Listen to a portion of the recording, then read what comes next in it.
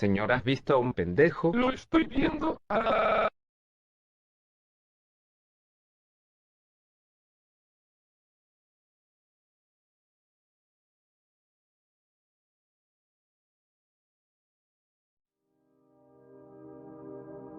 Muerte. Carne podrida, gases, moscas, descomposición y sangre. Es el olor que llega a caracterizar a la muerte luego de la partida de un individuo, ya sea de manera natural, accidental o a manos de otro individuo. Y otras veces, por una enfermedad mortal que haya podido hacerse con el cuerpo hasta destruirlo. Un sufrimiento interno, provocado por un enjambre de seres que el ojo humano no puede ver, unos microorganismos que se desplazan a través del cuerpo y se hospedan en varios puntos de este, donde se reproducen y comienzan a afectar de manera negativa al sistema. A veces pueden ser temporales y algo inofensivos como un resfriado, otras veces neutrales como una gripe temporal, otros dañinos como el cáncer o la osteoporosis. Y algunos, mortales sentencias a la muerte como lo haría la rabia.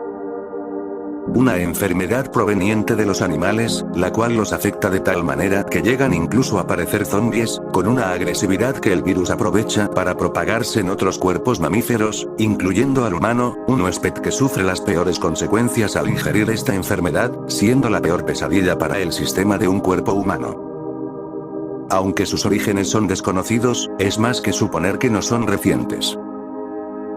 Aunque, eso ya sería opinión de cada individuo. Pensar si algo así existió desde incluso antes de la llegada del hombre, o si habrá algo después de la muerte, como suele retratar algunas leyendas y la fantasía. Son elementos que quedan en la especulación y la imaginación de la mente de quien lo crea. Cierto o no, el tiempo lo dirá. Como diría Confucio. Si todavía no sabemos qué es la vida, ¿cómo puede inquietarnos la esencia de la muerte?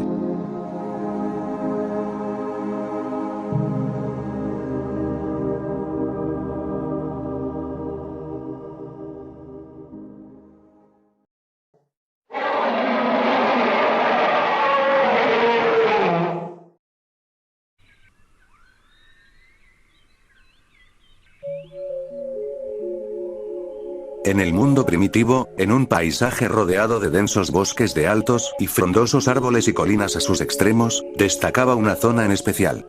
Una gran zona de campos abiertos, donde manadas de hasta criaturas de gran tamaño como un saurópodo, podrían rondar libremente y hospedarse, como el grande y bello Argentinosaurus. Un lugar donde estos gigantes pasearan libremente por la tierra, comer la fruta de las ramas altas, y cuidar los huevos de lo que luego sería la próxima generación. Uno de esos lugares de la naturaleza al que uno solo puede referirse como bello. O al menos así fue alguna vez.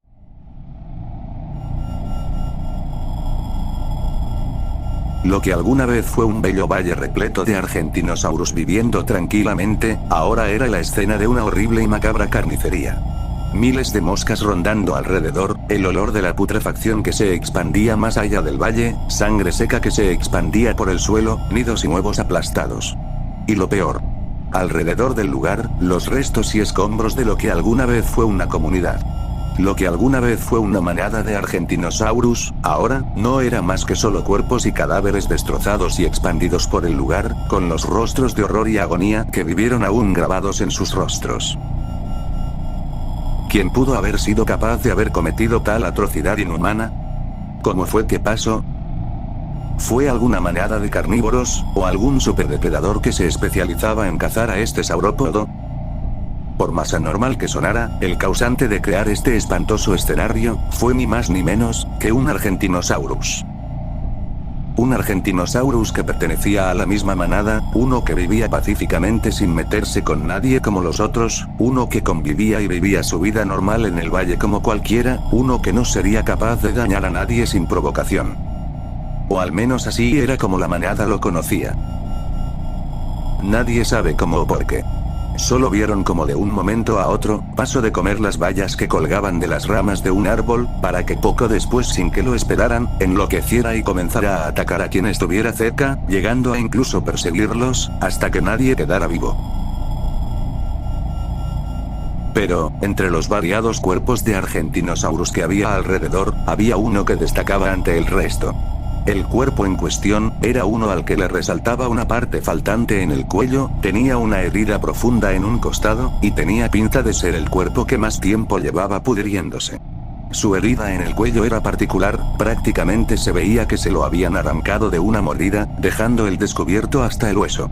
Normalmente los Argentinosaurus pelean estando parados sobre sus patas traseras, pero el Argentinosaurus que lo atacó, pese a que siguió la misma regla, hubo un remate inesperado en el momento que este procedió a usar sus mandíbulas cual carnívoro se tratara, acabando con la vida de este Argentinosaurus, uno el cual quiso intentar detenerlo al verlo en ese estado, y terminó como terminó.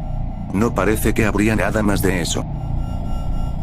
Pero, mientras que los demás cuerpos seguían de manera natural el proceso de descomposición con el paso del tiempo y los días, en este ejemplar, sucedía algo diferente. Su cuerpo sí se estaba descomponiendo, pero no de la misma manera que los otros. Este en cambio, se descomponía de una manera acelerada, al punto de que en unas horas después del ataque, partes de su piel se desprendieron, la piel y la carne parecía estar pegada a los huesos, le salían llagas y ampollas en gran parte del cadáver, sus labios deshechos, y su cuerpo ya parecía hasta una momia. Una momia de apariencia grotesca y repugnante, la cual desprendía fluidos nasales o lagrimeo en todo orificio nasal que hubiera en el cráneo. Y sobre todo, sus ojos. Lo que alguna vez fueron ojos y las pupilas de un organismo común, cambió hasta tener una apariencia extraña, como si las venas crecieran de manera exagerada, teniendo un tono amarillento, y dándole la apariencia de un sol. Más allá de eso, el cuerpo permanecería inmóvil en el suelo, como un cadáver, en lo que ahora era un valle en silencio y ruinas, escenario de una tragedia de la naturaleza, sin ningún alma que se atreviera a rondar cerca de ahí. Aunque, en algún punto, eso cambiaría.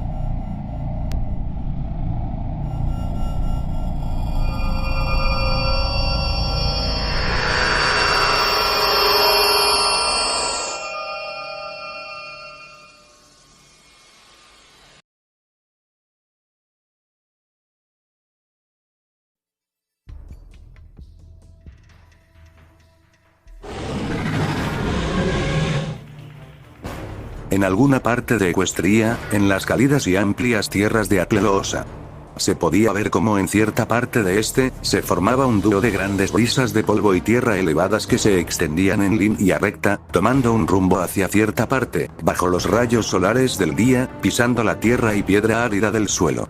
Este dúo de brisas provocadas por individuos se movían a gran velocidad, dirigiéndose hacia algo, o más bien, hacia alguien.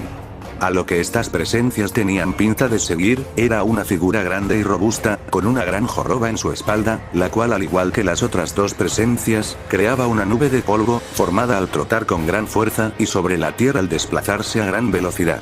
La forma de un búfalo habitante del lugar, trotando por las tierras del lugar, o más bien, huyendo de los acosadores que tenía atrás suyo. Acosadores que poco a poco se acercaban y aceleraban el paso al dirigirse donde el búfalo, y en el transcurso, comenzando a mostrarse poco a poco tras las nubes de polvo, dejando ver su silueta, y posteriormente, dejando al visto su presencia al aire libre. El dúo de atacantes que perseguían a aquel búfalo, con una altura de 2 metros, cuerpos cuadrúpedos, pesados pero rápidos debido a sus piernas musculosas, y con un destacable cráneo algo robusto pero que rompía las corrientes de aire, repleto de colmillos y canidos cual mamífero, de un momento a otro, se dejaron ver. Aquello que seguía a aquel búfalo, resultó ser dúo de gorgonópsidos. Reptiles mamíferoides, sinápsidos terápsidos, con una longitud de 4 metros. Eslabones de la evolución que existieron en el Pérmico, hace más de 250 millones de años, llegando incluso antes de lo que serían los mismísimos dinosaurios. En algún punto del espacio-tiempo, el dúo fue transportado del mundo primitivo a las tierras áridas de Ecuestria en terrenos cercanos a Atleloosa. Aunque ya llevaban un tiempo aquí, no se habían atrevido a pasar por lugares cercanos al pueblo, debido a la presencia de un carnotauro que poseía el título de Apex del lugar. Por suerte, desde hace un tiempo, el carnotauro se largó del lugar, dejando el puesto libre. Puesto que ambos sinápsidos no dudaron en reclamar, y ahora, desde hace un tiempo, habían comenzado a atacar los ganados y habitantes del lugar, incluyendo el pueblo de Atleloosa. En el presente, el duro se encontraba persiguiendo a toda velocidad a un búfalo al que ya llevaban cazando desde hace un rato, como su manera de obtener el almuerzo del día y satisfacer su apetito, y mientras se acercaban más y más, las posibilidades aumentaban. Al final resultaría ser una cacería fácil después de todo. O eso creyeron.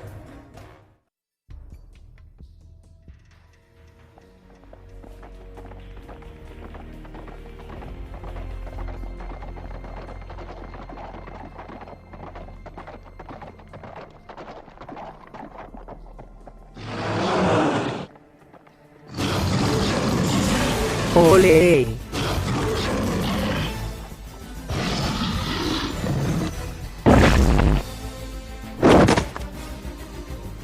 De manera repentina, sin que los gorgonópsidos lo esperaran, el búfalo al que perseguían de diferentes lados se deshizo. Y de él, salieron 3 criaturas. 2 ponis, y una búfalo joven, los cuales se abalanzaron hacia los gorgonópsidos reteniéndolos en sus respectivas direcciones. El gorgonópsido de la derecha fue sometido por un semental y la búfalo joven, los cuales usando una táctica para retener toros, lograron derribar al gorgonópsido, el cual cayó pesadamente contra la tierra, y comenzó a revolcarse violentamente tratando de zafarse del agarre, mientras lo amarraban para someterlo. Y mientras eso ocurría, el semental, el cual llevaba una vestimenta de vaquero, miraría a la otra pony. Pony, la cual fue sola directo hacia el gorgonópsido restante. ¡Ole!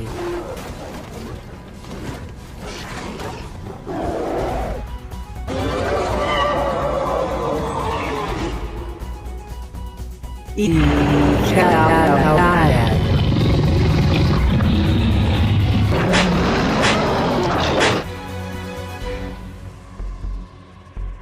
Lo siento, terroncito, pero hasta aquí llega la casa de hoy.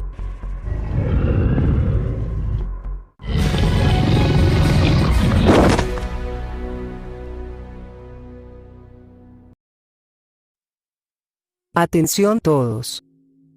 Les vengo a informar que las criaturas salvajes que atormentaban a Plelosa, acaban de ser ahuyentados. Fueron las palabras de Applejack hacia todo el pueblo de Acleoosa. Tras decir eso, posteriormente, tanto acleoosianos como búfalos comenzaron a celebrar y a alabar a Applejack, así como a los otros 2 individuos que la habían ayudado. El semental con disfraz de vaquero, de nombre Braeburn, quien era un primo lejano de Applejack habitante de Acleoosa, fue el que de hecho había llamado a su prima de Ponyville, ya que necesitaba unos cascos extras para poder afrontar el problema de los ataques del dúo de gorgonópsidos, los cuales se hacían cada vez más recurrentes conforme pasaban los días que aún andaban al aire libre. Y la otra individuo, era una búfalo casi de la altura de Applejack y Braeburn, con un pequeño gorro con plumas, cuerpo naranja, y las patas algo delgadas. Una búfalo de nombre Little Strongear, quien al escuchar y haber experimentado las mismas experiencias junto a su tribu tanto con los gorgonópsidos y el Carnotaurus, decidió unirse al grupo para dar un aporte. Entre los 3 idearon un plan que consistió en vestirse de un búfalo grande y correr por zonas abiertas con el objetivo de llamar la atención de los gorgonópsidos, y esperar a que se acercaran lo suficiente para darles una emboscada y atarlos. El resto, es historia.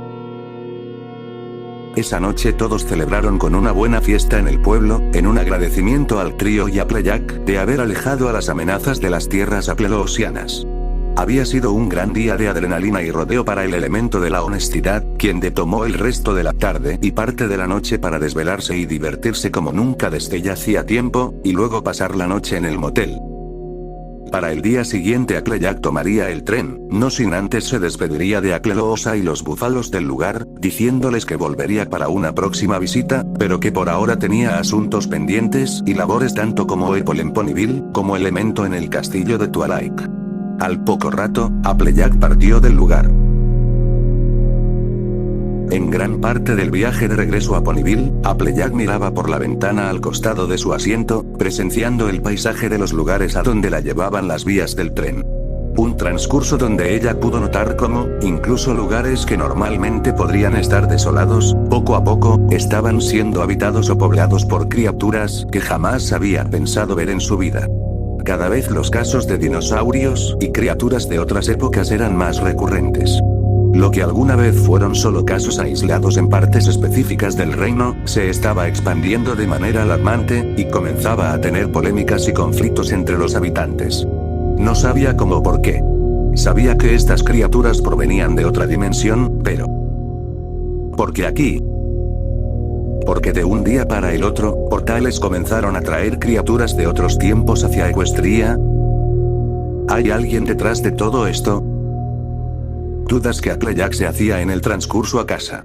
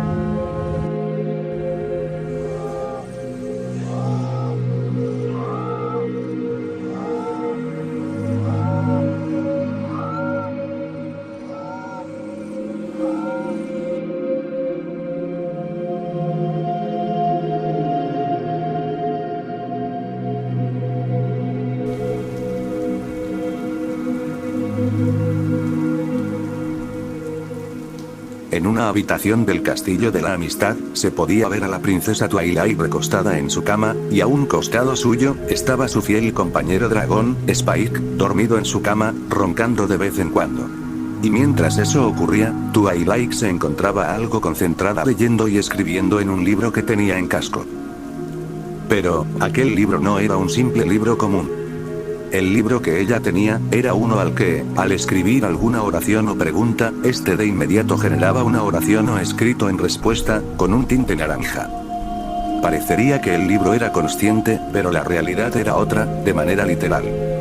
El libro que Twilight poseía, era un libro mágico. Uno que estaba conectado a otro libro igual, capaz de recibir los escritos del otro, sin importar en qué lugar o hasta realidad estuviera, y esta no era la excepción. Con quien Twilight estaba hablando, era ni más ni menos que Sunset Shimmer, quien también portaba un libro igual desde el mundo humano. Ambas ya estaban hablando desde hace una hora, hablando de lo que habían hecho durante gran parte del día. Twilight le escribió a Sunset que su día había sido agotador. Mencionarla que el mapa de Equestria que ella tenía, uno que le avisaba cuando había un problema, se estaba saturando poco a poco de deberes y asuntos a los que atender. En un día, ya habían hasta 12 casos de presencias y problemas de amistad en diferentes partes del reino. Menciona cómo en pocas horas, le habían llegado demasiadas cartas y quejas de ponis y habitantes de Equestria, todas con algo en común. El ataque, o encuentro con un animal o ser que estuviera afectando de cierta manera la zona donde haya sido reportado, o quejas de invasión a propiedad o avistamientos en partes específicas del continente o hasta más allá de Equestria.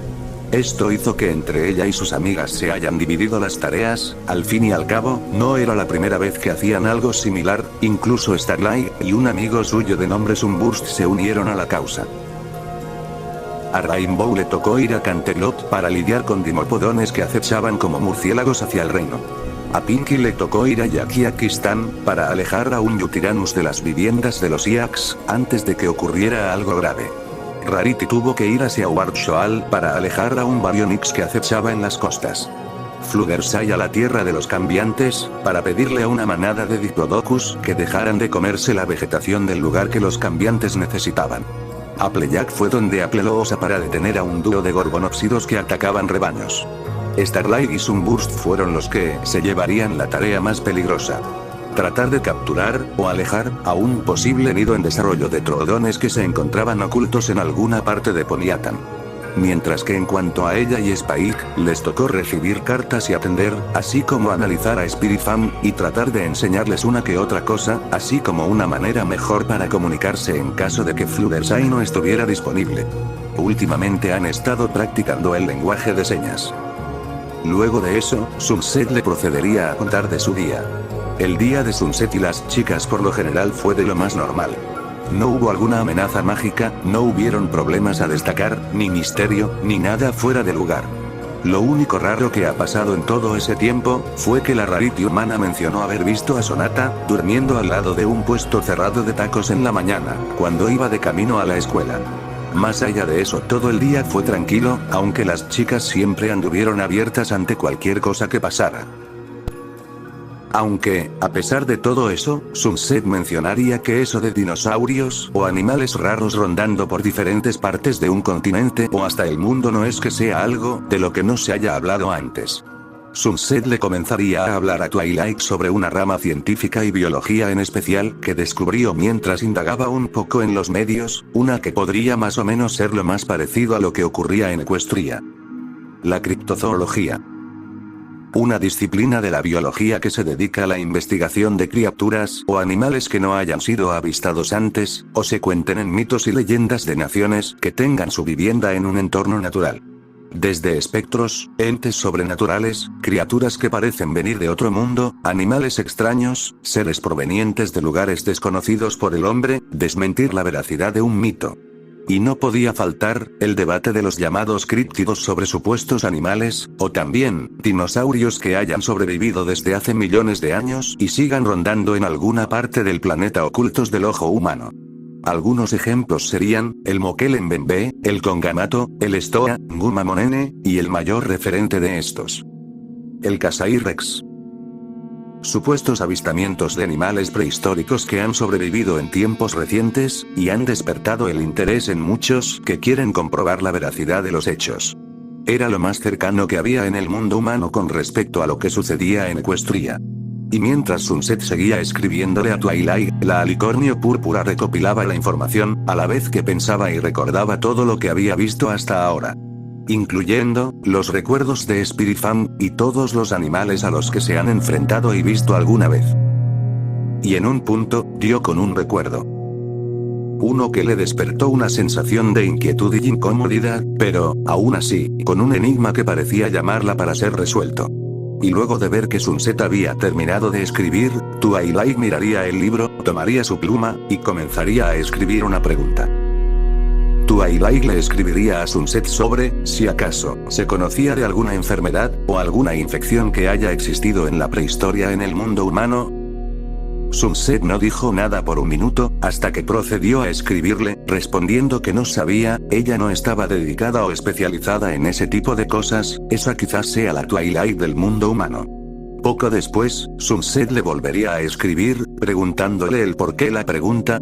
Twilight solo se conformó con responderle que solo fue por curiosidad. Y luego de eso, Twilight bostezó. Era la señal de que ya era hora de dormir. A lo que procedería a escribirle a Sunset, diciéndole que ya tenía que acostarse, pues tenía que levantarse temprano para atender unos labores y hacerle el desayuno a Spike, pues este mañana iría a visitar a una amiga en la Tierra de los Dragones. A lo que Sunset le escribiría, deseándole las buenas noches, para posteriormente cerrar su libro, apagar las luces de su habitación, y acurrucarse para dormir. Mañana sería un nuevo día.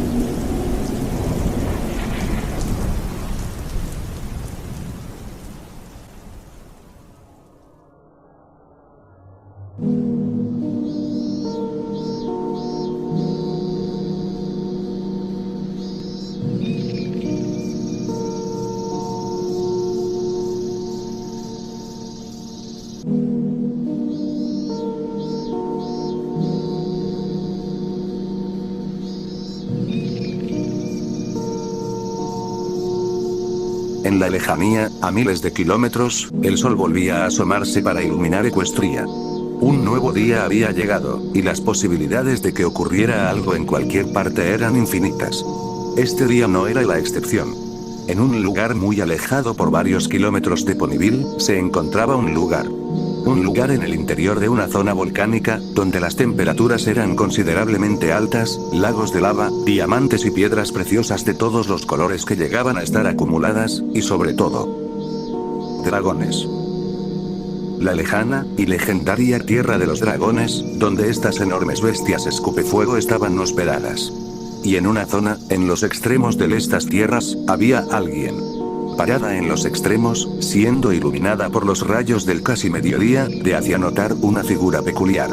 Siendo mucho más pequeña que los dragones adultos, estando casi a la par con la altura de tórax o la princesa Luna, con una piel escamosa azulada, ojos rojizos y una presencia autoritaria. Aquella figura, era la actual Gran Dragón Lord Ember, anteriormente ex princesa de los dragones, e hija de Lord Torch, el ex Dragón Lord anterior. Y sobre todo, amiga de Spike. Una amistad que nació luego de que ambos se ayudaran el uno al otro en una carrera que elegiría al próximo Dragon Lord, donde Spike ganó, pero al final le cedió el título a Ember. Siendo también una muestra de que ella podía ser más que solo una princesa a los ojos de los demás. En el presente, Ember se encontraba en el lugar, mirando los alrededores pacientemente desde hace un rato. Estaba esperando a una visita, y hacía tiempo que el lugar no tenía visitas de extranjeros. Y al poco rato, a lo lejos, su tan esperada visita llegaría al lugar. El pequeño dragón morado asistente de Twilight, Spike, había llegado al lugar, corriendo hacia Ember mientras gritaba su nombre para llamarla. Ember no se tardó en responder y le envió un saludo, a la vez que se acercaba donde él, e iniciar de una vez la visita. Un rato después, ambos se encontraban sentados en una orilla de la roca donde se solía posicionar Lord Torch, mirando la vista que este lugar les podía dar, mientras hablaban de lo que habían hecho durante todo el tiempo que no se habían visto. El tiempo de Ember no fue nada del otro mundo, casi siempre hacía lo mismo como Lord Dragón, raras veces ocurría algo interesante o nuevo que le llamara la atención, a la vez que devoraba uno que otro cristal que Spike le había traído. En cuanto a Spike, el pequeño dragón procedería a contarle todo lo que había vivido durante todo ese tiempo.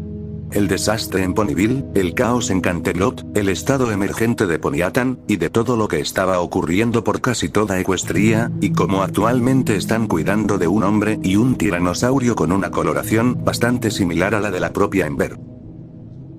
Aunque Ember estaba algo rara por lo que decía su compañero, y hasta casi no entendía algunas cosas que decía, simplemente se limitó con responderle que todo lo que estaba pasando parecía grave. Poco después, le diría casi de broma que al parecer, los ponis y Equestria necesitarían la ayuda de seres tan formidables y fuertes como los dragones para resolver este asunto. Al fin y al cabo, los dragones son enormes, fuertes, vuelan, escupen fuego, y tienen la suficiente destreza y poder para poner en su lugar a criaturas como aquel Giganotosaurus de Ponyville, darle sus patadas en las nachas a murciélagos gigantes, mandar a volar a un quetzal, y en el caso de ella, tender estrategias para capturar hasta al extinto más grande. Palabras que Ember decía a manera de juego mientras hacía diferentes poses para animar a Spike, quien se reiría levemente al oírla y verla, y procediendo a responderle y siguiéndole el juego, de que quizás sí tenía razón, y solo se necesitaba buena destreza y astucia para hacer frente a este cambio.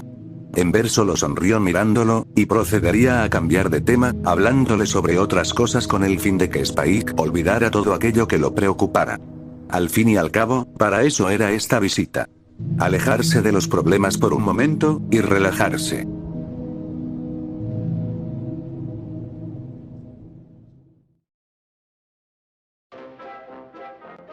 En alguna parte, un tanto alejada de la tierra de los dragones, en una pequeña montaña a cercanías de un bosque, se podía notar algo. Algo rojo de grandes alturas que yacía en la entrada de una cueva, el cual estaba sentado apreciando algo. Aquel ser no era más que un dragón rojo, uno el cual sostenía una pila de oro en una de sus manos, mientras que con la otra, contaba cada moneda que tenía en su palma, mientras sonreía con codicia y ego, algo natural en esta especie, siempre dándole igual el daño que puedan causar en donde estén. Pero mientras el dragón se encontraba en sus cuentas de riqueza y ego, sin que lo supiera, no muy lejos de donde él, algo se acercaba lentamente a su posición. Algo grande, como repugnante. Mientras el dragón contaba sus monedas, en algún punto se detuvo. No porque ya hubiera terminado, de hecho todavía le quedaba mucho por contar. Se detuvo, porque, de manera repentina, un olor le interrumpió. Un olor fuerte y horrible, peor que el de un basurero, habría golpeado su nariz sin esperarlo, provocándole un asco que él no había sentido antes. Este sacudió su cabeza en un intento de quitarse el olor, y miraría alrededor tanto asqueado, como enojado. ¿Qué estaba provocando aquel terrible olor que le había interrumpido en su pasatiempo? Así como la pregunta fue hecha, la respuesta le llegó.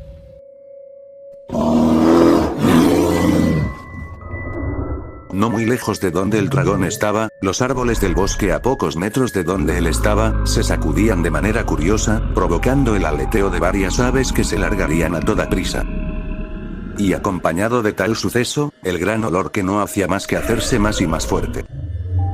Y a los segundos, esa cosa apareció.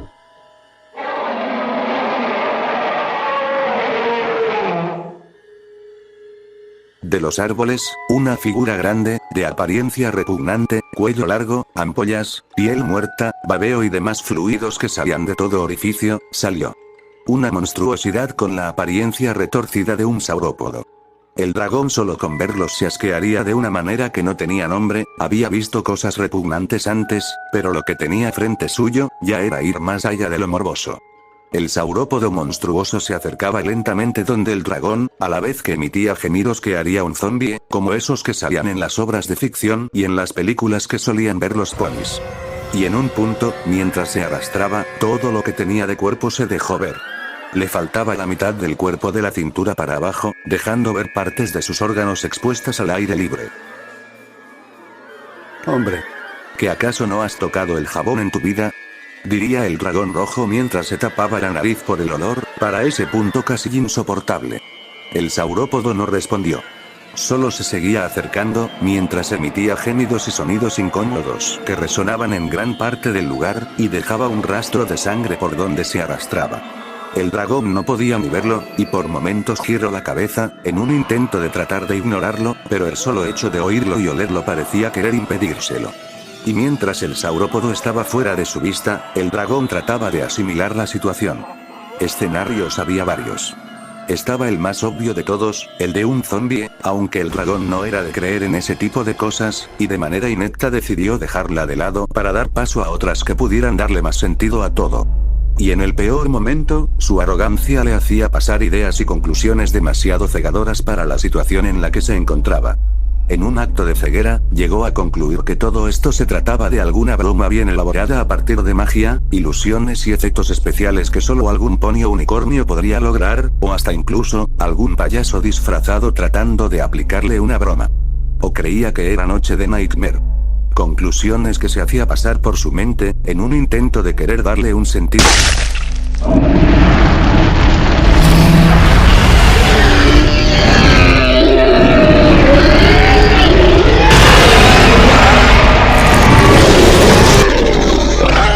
Quizás y eso era lo único que debió haber hecho desde un inicio.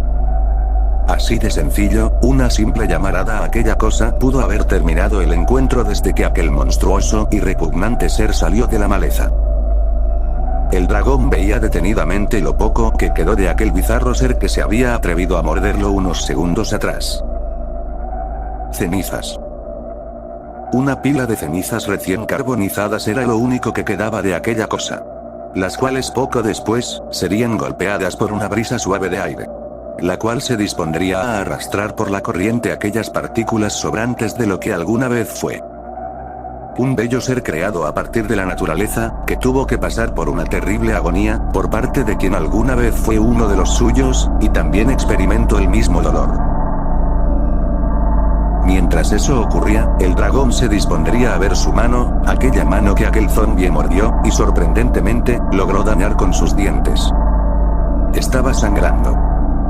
No era una herida profunda. Tampoco era algo grave, solo le daba un dolor similar al de un piquete, acompañado de un curioso cosquilleo.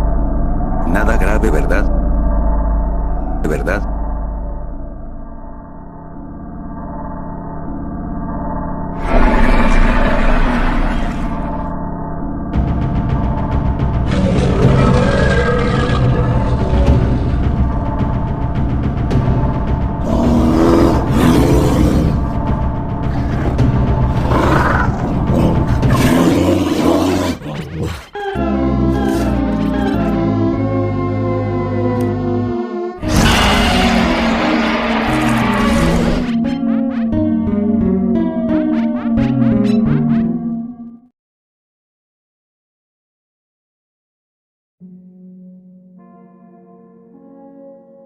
Se escuchaba el inconfundible sonido y eco de varias voces acercándose desde la distancia.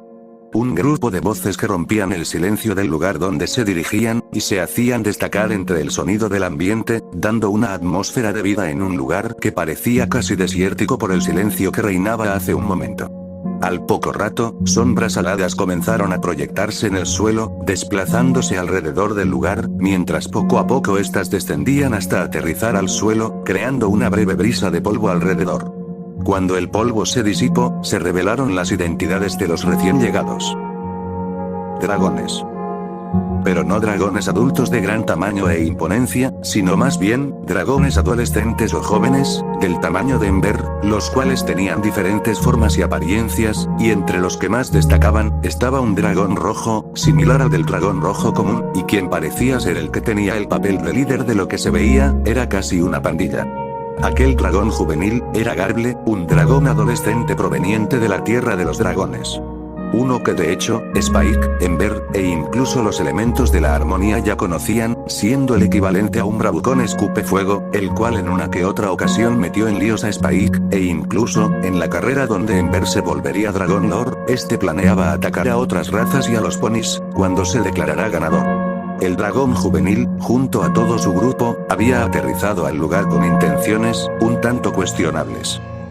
Pues el grupo sabía del hospedaje de un gran dragón rojo en la cueva del terreno, y habían oído que este tenía en manos una gran pila de riquezas y diamantes a su disposición dentro de su vivienda. Por lo que Garble, uniendo a su grupo, se dispondrían a ubicarla, y asegurarse de que el propietario no estuviera. Pues tenían planeado llevarse, o trasladar gran parte del oro y los tesoros del dragón a un escondite, o incluso llevarlo a su propio territorio en la Tierra de los Dragones, ya sea como tesoro personal, o como botana. Y como cereza en el pastel, Garble dejaría una carta, y falsa evidencia en el lugar del atraco. Una que haría parecer que los causantes del robo fueron ponis saqueadores, o ladrones que se atrevieron a invadir su vivienda, y dejaron un mensaje de burla. Sabían que el dragón se enojaría y entraría en un estado incontrolable de cólera, y se dispondría a buscar el pueblo o comunidad más cercana de Equinos, y posteriormente, proceder a destruir e incinerar todo lo que se moviera en un intento de querer de vuelta sus cosas.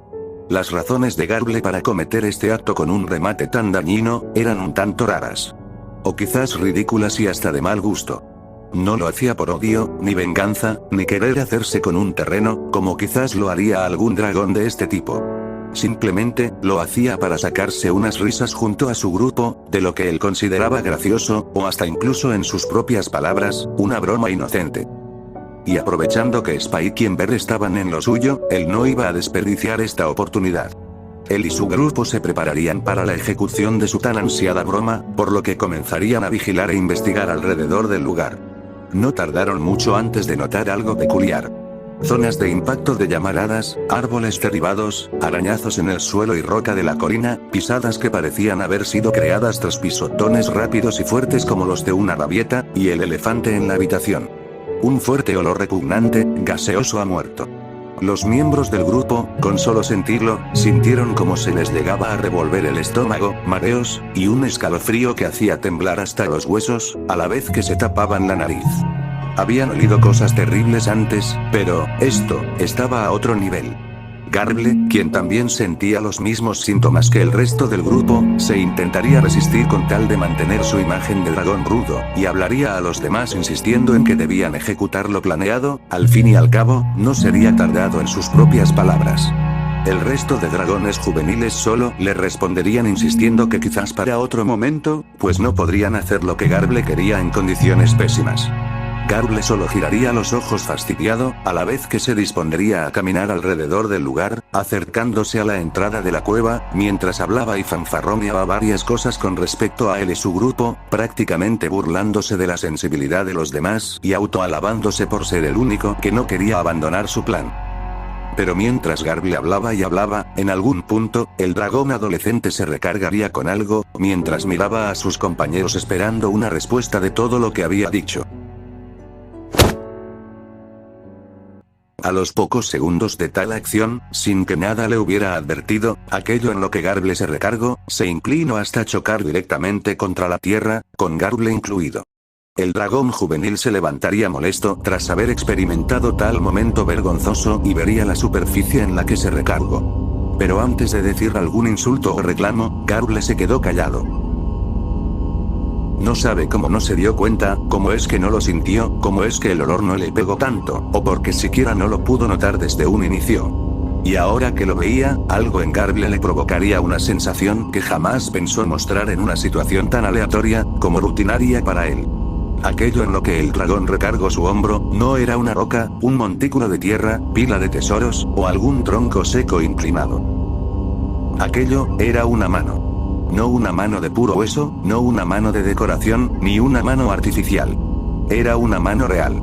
Una mano con la piel podrida, recién separada del brazo, con llagas y ampollas en toda su superficie que burbujeaban, y un aspecto demacrado. Como el de un zombie. Tanto los dragones como Garble no sabían qué decir.